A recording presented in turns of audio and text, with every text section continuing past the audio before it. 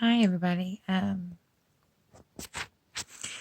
So after my last post, I decided that I was going to give this having a channel thing a go of it because ever since I moved and I gave up my job to start and pursue this new life, the only thing that's really missing for me is my work. It was a long time ago that I didn't know what I was meant to do. I had no idea. Ever. I've been a CNA for almost 10, 11 years, and I like taking care of people. That's what I was good at. I was good at the medical stuff. Almost became a nurse once. Went to all the schooling for the most part, and I could just never get into the practical side. It's always been the care aspect that brought it to my door.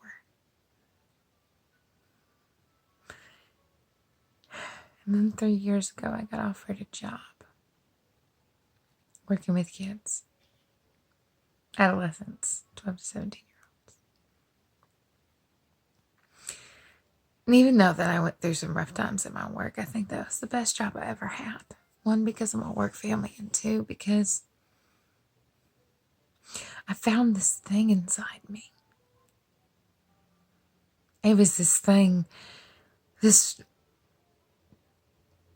explosion where I just knew what to do for these kids. I had these groups and they would participate and they would look at me like they felt like I saw the good in them. That I gave them some hope. That they could use something more to feel complete. So I continued on. I worked every Saturday and Sunday day shift for 3 years almost. And in those day shifts, I would hold 2 to 3 groups with these young ladies and young men. And I'd use music and just me. I was one of those group leaders. I'd use music, or every group had to be participation. So I'd come up with these like group activities where they had to build something or draw something or do something for themselves, because me preaching at them was never going to get nowhere from my thought process. I needed them to create something to give to me, to show themselves in it. Because it isn't about my struggle. It will never be about my struggle. It will be how my struggle helps them lead and see into theirs. I would always give them a little bit of myself, because I felt like if you're asking for somebody to tell you the most worst, critically, like disastrous, horrible, horrendous things in their mind, in their soul, in their heart, how can you sit there and be straight-faced and act like you have no idea when you do? I may never know the roads they had to walk down. I might not have ever drove over those potholes and felt the bumps, but I do know what it feels to be unwanted. I do know what it feels to be hurt by abuse, by not having that parental support system I needed in the beginning of my life. I knew what loss felt like. Complete and utter loss. And I knew what it felt like to take all that pain out on myself by cutting and threatening my own life. So to sit there and be bland with them, I could never do it. It was never a part of me. And then I remember hearing Trent Shelton's videos for the first time. I know I'll bring him up. I will bring him up every moment. I can't, because I believe he is one of the most beautifully, I don't know how to describe it, spectacular, there we go, spectacular speakers of our lifetime. I think one of the kids said that the reason why I drew them in is the passion within me and the way I speak when I present my groups. He is the same way. People think that he's yelling, but it is, like I always told the children, a constant state of holler. You only holler like that when you truly mean it. You speak that way because something deep down in your heart and your soul cannot hold it in anymore, and you have to let it go and give it to the world. So I brought Mr. Trent Shelton into my workplace, and I was so happy. Like, I mean his videos, not himself. I brought his videos, and then I started creating. First, I started with the 5 steps to a championship lifestyle.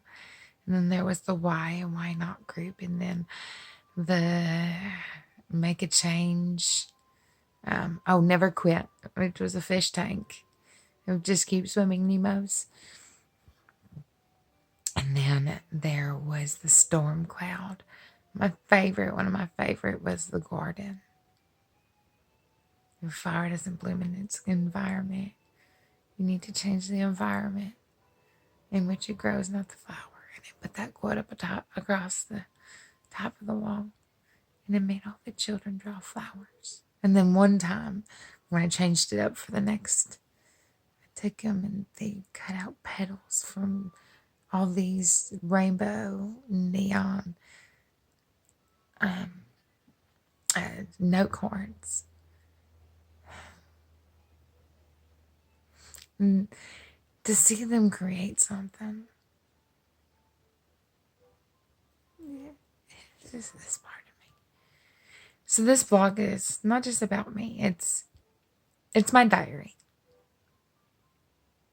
This YouTube channel is my diary. And I want to share it with the world. Because, why? Why do I want to share it with the world? Why do I want to sit here and talk about all the crap that comes through my mind? And instead of just keeping it on my phone, posting it publicly for the world to see. Why?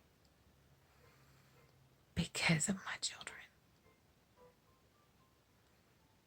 I have my 3 beautiful 4-year-old daughters here at home.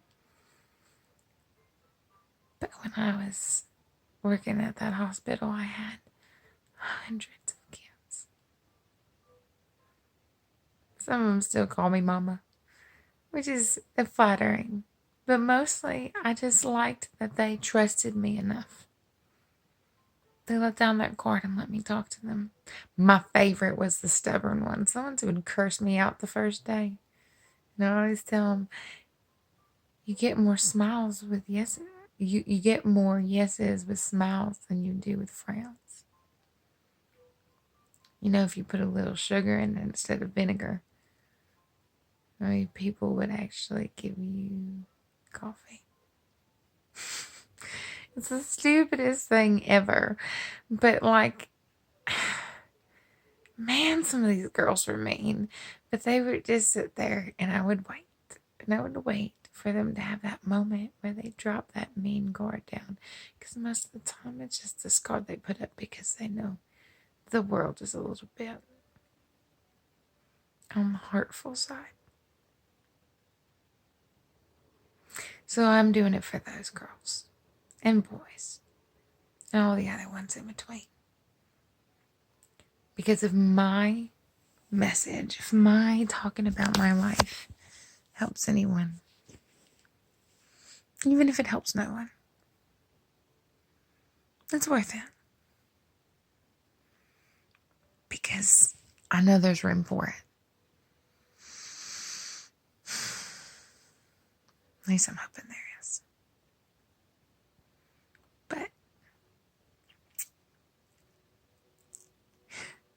As my kids always know, it's 1201 Bama Street, right again. I love all you. And God bless.